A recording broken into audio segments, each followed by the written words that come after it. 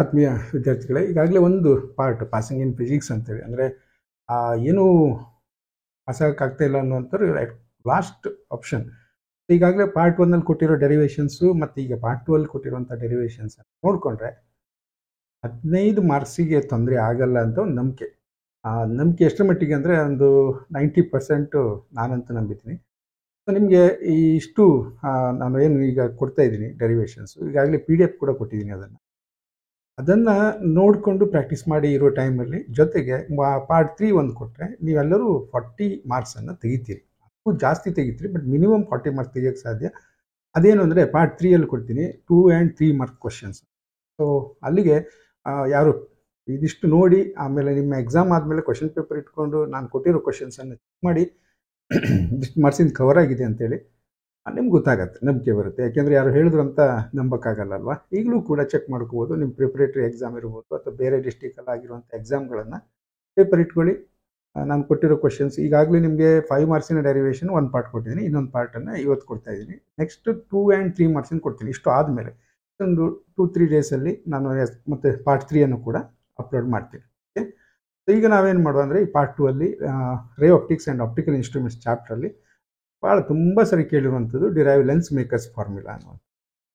ನೋಡಿ, ಇಲ್ಲಿ ಒಂದು ಡಯಾಗ್ರಾಮ್ ಸಾಕಾಗುತ್ತೆ. ನಾವು ಕ್ಲಾಸಲ್ಲಿ ನಿಂತು ಪಾಠ ಮಾಡುವಾಗ 3 ಡಯಾಗ್ರಾಮನ್ನೆಲ್ಲ ಹಾಕಿರ್ತೀವಿ.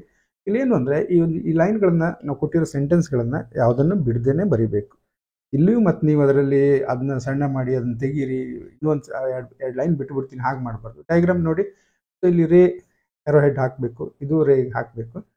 O ಮತ್ತು I dash, V dash, U ಇವನ್ನೆಲ್ಲ ಈ ಡಯಾಗ್ರಾಮಲ್ಲಿ ಮಾರ್ಕ್ ಮಾಡಿ, ಒಂದೇ ಡಯಾಗ್ರಾಮು. ಮತ್ತು ನೆಕ್ಸ್ಟ್ ಬರೆಯುವಂಥದ್ದು ಇಷ್ಟೇ. ಇದರ ನಂತರ ಎಷ್ಟು ಬರೀಬೇಕು ಹೀಗೆ.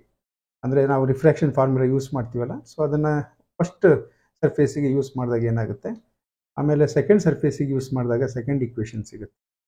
ಫೈನಲಿ ಇದನ್ನು ಆ್ಯಡ್ ಮಾಡಿದಾಗ ಅಟ್ಲೀಸ್ಟ್ ಇಲ್ಲಿವರೆಗೆ ಬಂದು N1 ಆಚೆ ತಗೊಂಡೋಗಿ 1/v - 1/v F ಅಂತ ಬರೀಬೋದು. ಇಲ್ಲ ಇಲ್ಲಿ if object is placed at infinity image is formed at focus. ನೋಡಿ, ಮಿನಿಮಮ್ ಇಲ್ಲಿ ನಾವೆಲ್ಲ ಸರ್ ಹಂಗೆ ಬಿಟ್ಬಿಟ್ರಲ್ಲ ಸರ್, ನೀವು U = ಇನ್ಫಿನಿಟಿ, V = F ಎಲ್ಲ ಹಾಕಬೇಕು. ಅದೆಲ್ಲ ಗೊತ್ತಾಗುತ್ತೆ ನಿಮ್ಗೆ. ಇಲ್ಲಿ ಮಾರ್ಕ್ಸ್ ಕಟ್ ಮಾಡೋಕ್ಕಾಗಲ್ಲ. ನಿಮ್ಗೆ ಕಲಿಸುವಾಗ ನಾವು ಅದನ್ನೆಲ್ಲ ಹೇಳಿರ್ತೀವಿ, ಬಟ್ ಮಿನಿಮಮ್ ಬರೆದು ನೀವು ಫುಲ್ ಮಾರ್ಕ್ಸನ್ನು ತಗೊಳ್ಳುವಂಥ ಚಾನ್ಸಸ್ ಇರುತ್ತೆ. Okay, next derive an expression for the refractive index of the material of the prism in terms of the angle of the prism and angle of the minimum deviation. ಇದು ಇರೋದು ಒಂದೇ. Prism ಅನ್ನೋ word ಬಂದರೆ 5 ಮಾರ್ಕ್ಸಿನ ಡೆರಿವೇಷನು ಒಂದೇ ಇರುತ್ತೆ, ಇದೊಂದೇ ಇರೋದು. But ಕೆಲವೊಮ್ಮೆ ಡಿರೈವ್ ಪ್ರಿಸಮ್ ಫಾರ್ಮುಲಾ ಅಂತ, ಆ ಥರ ಪ್ರಿಸಮ್ ಫಾರ್ಮುಲಾ ಎಲ್ಲ ಎಲ್ಲಿ ಯಾವ ಕಾಲದಲ್ಲಿ ಇತ್ತು ಗೊತ್ತಿಲ್ಲ ನನಗೆ. ಸೊ ಈಗ NCERT ಬುಕ್ಕಲ್ಲಿ ಆ ಥರ ಪ್ರಿಸಮ್ ಫಾರ್ಮುಲಾ ಅಂತ ಹೇಳಲ್ಲ, refractive index of the material of the prism ಅಂತ ಹೇಳ್ತಾರೆ. ನೋಡ್ಕೊಳ್ಳಿ, ಪ್ರಿಸಮ್ ಮೇಲೆ 5 ಮಾರ್ಕ್ಸಿಂದ ಅಂದರೆ ಇದೇ ಡೆರಿವೇಷನ್. ಸೊ ಇಲ್ಲೂ ಕೂಡ ಡಯಾಗ್ರಾಮ್ ತುಂಬ ಇಂಪಾರ್ಟೆಂಟ್. ನೀಟಾಗಿ ಡಯಾಗ್ರಾಮ್ P ಇಂದ Qಗೆ ರೇ, Q ಇಂದ Rಗೆ ರೇ, R ಇಂದ Sಗೆ ರೇ, ಇಷ್ಟೇ ಇರೋದು ರೇ. ಇದಕ್ಕೆಲ್ಲ ನೀವು ಮಾರ್ಕ್ ಮಾಡಬೇಕು. ಸೊ ನೆಕ್ಸ್ಟ್ ಏನು ಅಂದರೆ ಈ ನಾರ್ಮಲನ್ನು ಸ್ವಲ್ಪ ಈ ಲೈನಿಗೆ ಪರ್ಪೆಂಡಿಕ್ಯುಲರ್ ಆಗಿ ಡ್ರಾ ಮಾಡಬೇಕು. ಯಾಕೆಂದರೆ ನಾರ್ಮಲ್ ಅದು ಎರಡು ಬಂದು ಮೀಟ್ ಆಗುತ್ತೆ. ಇದು ಆ್ಯಂಗಲ್ ಆಫ್ ಇನ್ಸಿಡೆನ್ಸು, ಇಲ್ಲಿ angle of emergence R1 R2 mark ಮಾಡಬೇಕು. ಸೊ ಈ SR ಇದೆಯಲ್ಲ, ಇದನ್ನು ಬ್ಯಾಕ್ವರ್ಡ್ ತೊಗೊಂಡು ಬಂದರೆ ಇದೆಲ್ಲೋ ಈ PQ ಅನ್ನು ಎಕ್ಸ್ಟೆಂಡ್ ಮಾಡಿರೋ ಲೈನ್ ಮೀಟ್ ಆಗುತ್ತೆ. ಸೊ ಇಲ್ಲಿ ಡಿವಿಯೇಷನ್ ಡೆಲ್ಟಾ ಅಂತ ತೋರಿಸ್ಬೇಕು. ಡಯಾಗ್ರಾಮ್ ಇಷ್ಟು ಇರಬೇಕು, ಗ್ಯಾರಂಟಿ ಮಾರ್ಕ್ಸ್ ಕಟ್ ಆಗಲ್ಲ. ಸೊ ನೆಕ್ಸ್ಟು ಇಲ್ಲೆಲ್ಲ ಏನು ನಾವು ಇದೆ ಅದನ್ನು ಒಂದೆರಡು ಲೈನಲ್ಲಿ ಬರೀಬೇಕು. ಸೊ ನೆಕ್ಸ್ಟ್ ಇರೋದೆಲ್ಲ ಇದೆ. ಈ ಕ್ವಾಡ್ರಿಲ್ಯಾಟ್ರಲ್ ತಗೊಂಡು ಹೇಳ್ತೀವಿ ನಾವು, ಮತ್ತು ಟ್ರಯಾಂಗಲ್ ತಗೊಂಡು ಹೇಳ್ತೀವಿ. ಸೊ ನಮಗೆ A = R1 + R2 ಅಂತ ಬರುತ್ತೆ, ಡೆಲ್ಟಾ = I + C ಅಂತ ಬರುತ್ತೆ. ಸೊ ನೆಕ್ಸ್ಟ್ ನೋಡಿ, ಅಟ್ ಮಿನಿಮಮ್ ಡಿವಿಯೇಷನ್ ಇದನ್ನು ಅಂಡರ್ಲೈನ್ ಮಾಡಿ, ಜಸ್ಟ್ ಇದು ಇಂಪಾರ್ಟೆಂಟ್. ಇಲ್ಲೊಂದು ಡಯಾಗ್ರಾಮ್ ಬರುತ್ತೆ ಗ್ರಾಫಿಂದು, ನಾನು ನಿಮ್ಗೆ ಕೊಡ್ತಾ ಇರೋದು ಪಾಸ್ ಆಗೋಕ್ಕಾಗಲ್ಲ ಅನ್ನುವಂಥ ಮಕ್ಕಳಿಗೆ, ಅಂದರೆ ಏನು ಕಡಿಮೆ ಕ್ವಾಲಿಟಿದು ಕೊಡ್ತಾ ಇಲ್ಲ. ಇದರಲ್ಲೂ 5/5 ಬರಬೇಕು. ಬಟ್ ನಿಮ್ಗೆ ಏನಾಗುತ್ತೆ ಕೇಳಿದರೆ, ಇಷ್ಟು ಬರೆದ್ರೆ ಸಾಕಾಗುತ್ತೆ. ಇಲ್ಲಿ ಆ ಗ್ರಾಫನ್ನು ಹಾಕದೇ ಇದ್ರೂ ನಡೆಯುತ್ತೆ, ಏನು ಅದಕ್ಕಾಗಿ ಮಾರ್ಕ್ಸ್ ಕಟ್ ಮಾಡಲ್ಲ. ಸ್ಕೀಮಲ್ಲಿ ಎಲ್ಲೂ ಇವತ್ತಿಗೂ ಅದಕ್ಕೆ ಮಾರ್ಕ್ಸ್ ಅಂತ ತೋರಿಸಿದ್ದು ನಾನು ನೋಡಿಲ್ಲ. ಹಾಗಾಗಿ ಮುಂದಕ್ಕೆ ಇದಿಷ್ಟನ್ನು ಬರೆದು ಪ್ರೂವ್ ಮಾಡಿದರೆ ಅಲ್ಲಿಗೆ ಡೆರಿವೇಷನ್ ಕಂಪ್ಲೀಟ್ ಆಗುತ್ತೆ. ನೆಕ್ಸ್ಟು ರಿಫ್ರಾಕ್ಷನ್ ಫಾರ್ಮುಲಾ ಅಥವಾ derive the relation between NUV and R for refraction at a spherical surface. ಇದು refraction formula for spherical surface ಅಂತಲೂ ಹೇಳ್ತಾರೆ. ಆ ರೀತಿ ಡಿರೈವ್ ಮಾಡಿ ಅಂತ ಹೇಗೂ ಕೇಳ್ಬೋದು. NUV ಆ್ಯಂಡ್ R ಬಂತು ಅಥವಾ ರಿಫ್ರಾಕ್ಷನ್ ಫಾರ್ಮುಲಾ ಬಂತು, ಆ ವರ್ಡ್ ನೆನ್ಪಿಟ್ಕೊಳ್ಳಿ.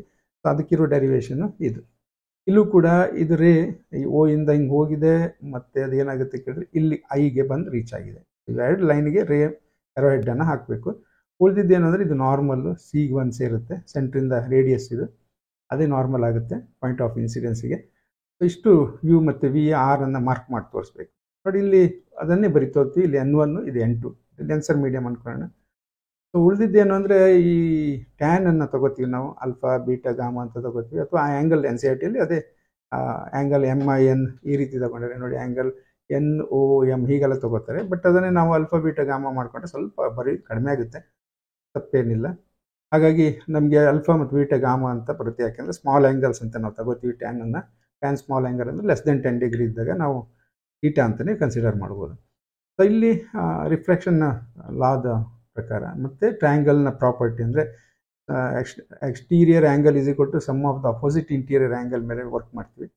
ಮತ್ತು ಸ್ನೆಲ್ಸ್ ಲಾವನ್ನು ಸ್ಮಾಲ್ ಆ್ಯಂಗಲಿಗೆ ಅಂತ ತಗೊಂಡು N1 sin I ಇರೋದನ್ನು NI ಮತ್ತು N2 R ಅಂತ ಮಾಡ್ಕೊತೀವಿ. ಇಲ್ಲಿ ಸಬ್ಸ್ಟಿಟ್ಯೂಟ್ ಮಾಡ್ತೀವಿ, ಸಿಂಪ್ಲಿಫೈ ಮಾಡೋಕ್ಕಾಗತ್ತೆ. ಇದು ತುಂಬ ಈಸಿಯಾಗಿದೆ. ಕಾಮನ್ನು MN ಎಲ್ಲ ಕಡೆ ಬರುತ್ತೆ, ಕ್ಯಾನ್ಸಲ್ ಆಗುತ್ತೆ. ಈ ಥರ ಆಚೆ ಈಚೆ ಕರೆಕ್ಟಾಗಿ ಪಾಸ್ ಮಾಡ್ಕೊಂಡು ಹೋಗ್ಬೋದು. ಸೊ ಲಾಸ್ಟಿಗೆ ನಮಗೆ ಇದರ expression N2/V - N1/U = N2 - N1/R ಅಂತ ಸಿಗುತ್ತೆ.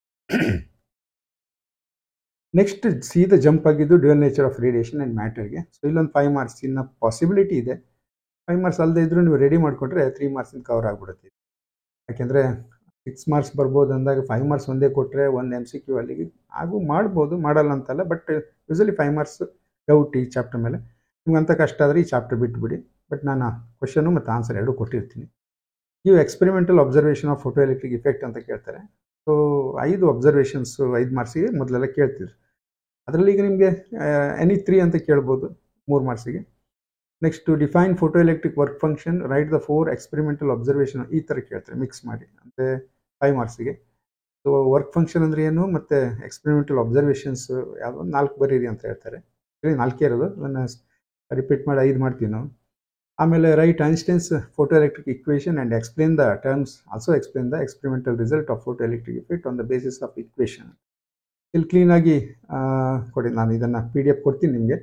ಅಲ್ಲಿ ನನ್ನ ಕಟ್ಟಾಗಿದೆ ಕೆಲವು ಭಾಗ ಫೋಟೋ ಇರೋದ್ರಿಂದ. ಸೊ ಅದನ್ನು ಕಂಪ್ಲೀಟಾಗಿ ನಿಮಗೆ ಲಿಂಕನ್ನು ಡಿಸ್ಕ್ರಿಪ್ಷನಲ್ಲಿ ಕೊಟ್ಟಿರ್ತೀನಿ.